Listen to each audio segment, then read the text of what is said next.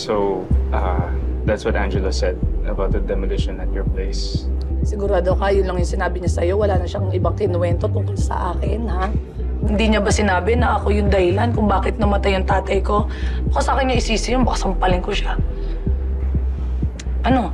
Let's just enjoy the food, shall we?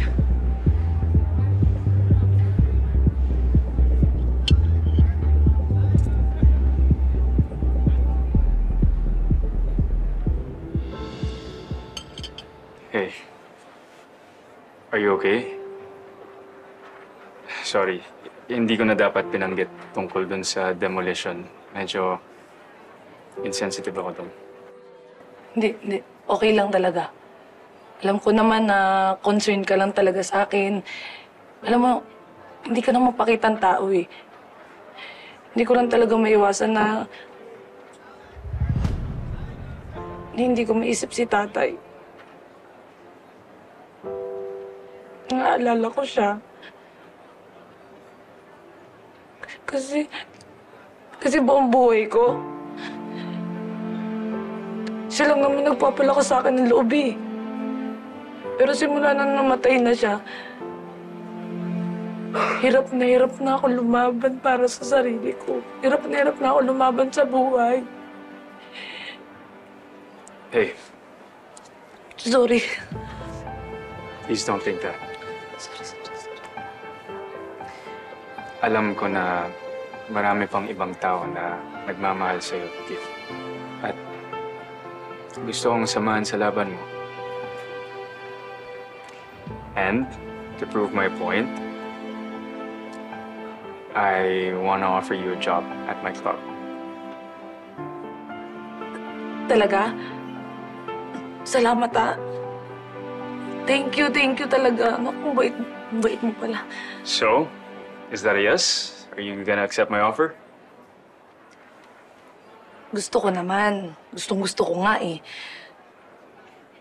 Pero, ayoko naman magkaroon ng issue sa club mo. Baka sabihin kasi kaya lang ako napasok dito sa club mo kasi kakilala kita. Gusto ko kasi mag-apply sa trabaho na gusto kong pasukan dahil sa kakayanan na meron ako. Hindi dahil may backer ako. Sorry pero naiintindihan mo ba ako? Gets. At hanga ako sa prinsipyo mo, Ikit. But, just in case, if you change your mind, my offer stands. Sorry. G.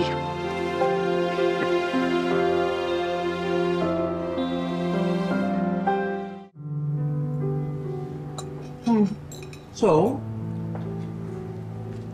when's your next date with Drew? Gosh, tinanong ko na nga siya kung kailan yung next free time niya. Sabi niya sa akin, hectic pa daw ang schedule niya. Hectic. Okay. Oh my God. What if mas madalas pala makita si Drew and Ikit kaysa sa'yo? Shut up! Huwag ka nga nega-vibes. Na-bad trip na nga ako last time na pinag-usapan namin yung babaeng yun eh. Okay, sorry.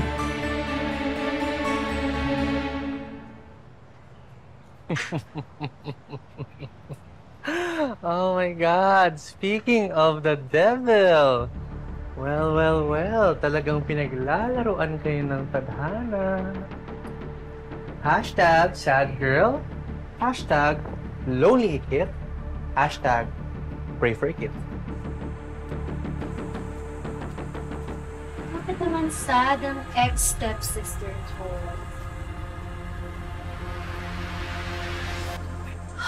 Lord, bakit naman mo ganito? Sunod-sunod ko yung dilog yung binibigay niyo sa akin ngayong araw. Excuse me, siya lang ang dilubyo dito. Pero sabi niyo nga, be the bigger person, siguro dapat ako na lang ho yung umalis. Kasi bago pa magdilim yung paningin ko at makasuntok ho ako ng mga nasa paligid ko ngayon. Hindi mo ba ako na-miss, Ikit? Grabe ka na ng sabi. Siyempre, Angela, hindi. Baliw ka ba? Sira ulo lang naman makakami sa'yo eh. Oh my God! Oh my God, is that your resume? Ay, let me guess. Kaya ka sad and lonely and crying dyan. Oh. Kasi hindi ka tinanggap ng job na in-applyan mo. Oh my God. Talaga? Tumigil ka na, huwag ka namang gatong pipi ko na ako sa'yo. Well, don't worry.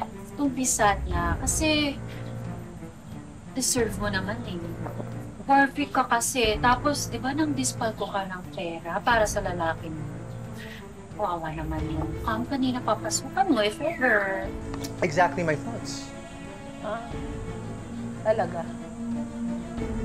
Masaya kayo kapag nakakita kayo ng mga kabiguan ng ibang tao. Wow. Wow. Salamat ha. Hiyang-hiya naman yung tinipak rock formation sa katigasan at kapala ng mga pagmumukha niyo. Ay, alis na lang ako. Where are you going? I'm still talking to you. How dare you disrespect me? Ay, dewa akong bukir dahil hindi ka naman karespe-respeto, Angela. Ah, ganun ha?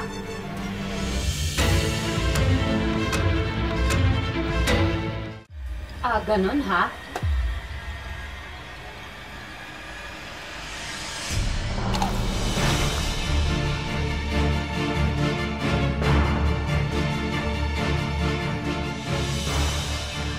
Are you okay? Alam mo kasi para kang tanga, obvious naman na gagawin mo yan. Angela, wag na ako. Sanay na ako makipagpuksaan.